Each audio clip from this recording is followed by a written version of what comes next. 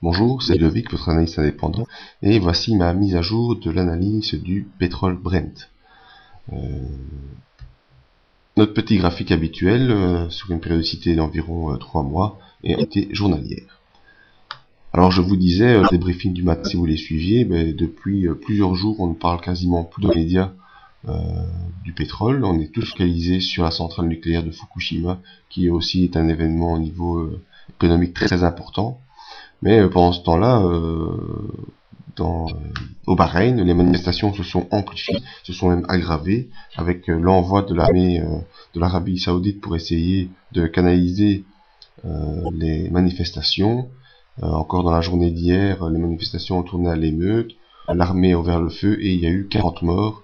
Donc le Bahreïn, c'est juste à côté de l'Arabie Saoudite, et l'Arabie Saoudite prend parti en tout cas pour le pouvoir en place en réprimant les manifestations. Donc on n'est pas exposé, enfin en tout cas on est de plus en plus exposé à possibilité de crise en Arabie Saoudite même, par solidarité avec le Bahreïn qui manifeste. Alors que s'était passé sur le front du pétrole cette semaine?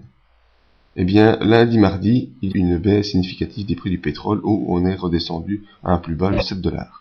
Alors, cette prise de bénéfice, ou en tout cas cette baisse du prix du pétrole, est facilement explicable par les inquiétudes qu'ont eu les opérateurs sur la quantité de pétrole nécessaire, en tout cas la gravité au Japon suite au tsunami et aux problèmes de centrale, font que actuellement le Japon a une demande beaucoup moins importante, forcément, avec toutes les usines qui étaient à l'arrêt lundi, mardi, pour évaluer les dégâts sur le tremblement de terre. Le pétrole a fortement chuté, ce qui explique cette chute du pétrole. Et d'ailleurs dans le briefing, j'avais dit, si vous le suivez quotidiennement, qu'il fallait essayer de prendre position suite à ce retour sur ce trend haussier que vous voyez ici matérialisé en vert, les deux lignes vertes qu'on voit qui montent ici, c'est le trend habituel du pétrole, duquel on est sorti depuis maintenant plus d'un mois aux événements en Afrique Nord. Et donc j'avais précisé mardi lors du briefing qu'il fallait essayer de prendre position, car les événements et les manifestations n'étaient loin d'être terminés. Mercredi, rebond technique sur le haut du trend, c'est comme à chaque fois, on vient impacter un support, et il y a un rebond technique le lendemain, et il faut toujours attendre la confirmation. Alors, confirmation le jeudi, où les sont revenus avec une grosse bougie verte directement sur les 115 $, et vendredi on a terminé la séance sur ce prix de 114,49 $, juste un petit peu en dessous de cette zone de résistance, qui pour l'instant joue son rôle de point pivot depuis maintenant 3 semaines. On voit ici un petit peu au-dessus, un petit peu en dessous, un petit peu au-dessus, un petit peu en dessous. Bon, vraiment, mis à part la séance de mardi, c'est vraiment le point pivot actuel, ce sont ces 115 $, avec des plus hauts vers 118, même pas, un pic ici à près de 120, et des plus bas toujours situés vers les 112. Donc on est aussi entre 112 et 118 $ depuis plusieurs semaines, et on attend de voir comment ça continue au niveau des événements pour l'Arabie Saoudite.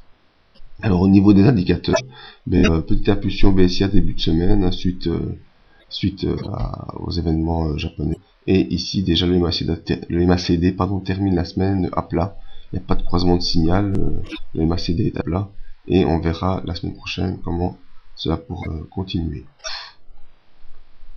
Ici le stochastique qui nous montre qu'il était en impulsion baissière, ça c'est un indicateur qui, quand les prix sont à plat, eh bien qui s'affaiblit fortement, et cette impulsion baissière n'a en tout cas amené aucune baisse du prix, mis à part mardi, comme je vous l'ai expliqué, et on retrouve ici déjà dans une impulsion haussière avec un croisement à la hausse.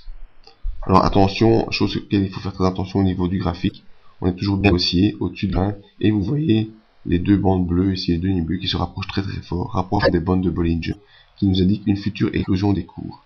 Alors, le rapprochement des bandes de Bollinger est en général suivi d'une explosion du cours. Malheureusement, c'est pas prévoir à l'avance si c'est haussier ou baissier. Ça peut être haussier comme baissier. Alors, ici, on avait des bandes de Bollinger fort rapprochées, explosion du cours à la hausse, et là, on part à la hausse. Mais ça pouvait être une explosion à baisse et on partait à la baisse. Mais je vous avouerai que dans la situation géopolitique actuelle et au vu des acteurs, mon sentiment est que ce sera une explosion haussière.